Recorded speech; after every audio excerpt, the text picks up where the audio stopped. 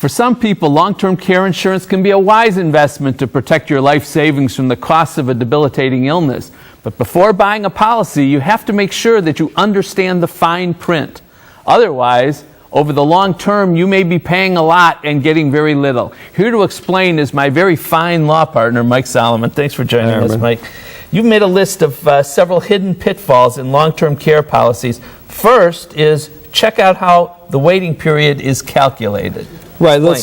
Most policies have a waiting period between 30 and 100 days. That period, you're on your own. You have to pay your own expenses, and after that, you get coverage. But how do they calculate that waiting period is important. So, for example, let's say you have you're at home, you have home health care 3 days a week, and you have a 60-day waiting period.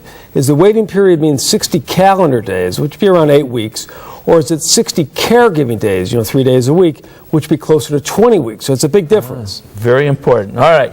Second hidden pitfall, check out the qualifications which a caregiver must meet to get paid under the policy. Okay, now most policies require you to have a state licensed home health care provider.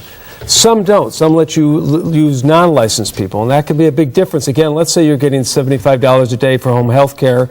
If you can use a friend or a neighbor or a child who isn't licensed, maybe you only have to pay them $10 an hour. If you have to use a state licensed home health care giver, that might be $25 an hour, gives you a lot less care.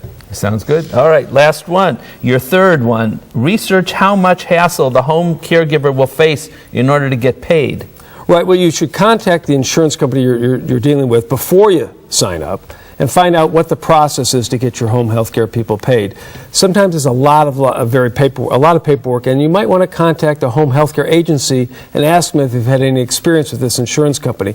I've read stories where it's sometimes so difficult for these people to get paid, they end up suing the person they're providing care to get their money. So you don't want that. And preventing these problems? Well, obvious. Take a look at the document before you sign it, and if they're usually legalese, you might want to sit down with an elder law attorney, have them look at it, because they may spot some things you haven't even thought about.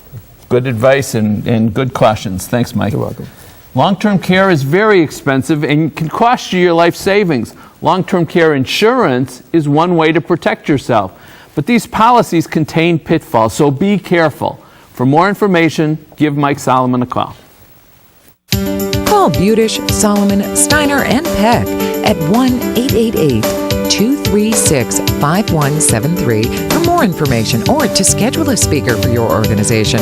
Or log on to www.budishandsolomon.com. Thanks for joining us. On next week's show, as you age, is your good back going bad? We've got straightforward advice. We'll help you smile as you think of things to be thankful for. Fearful of family feuds during the upcoming festive season? We'll offer advice to make the holidays happier.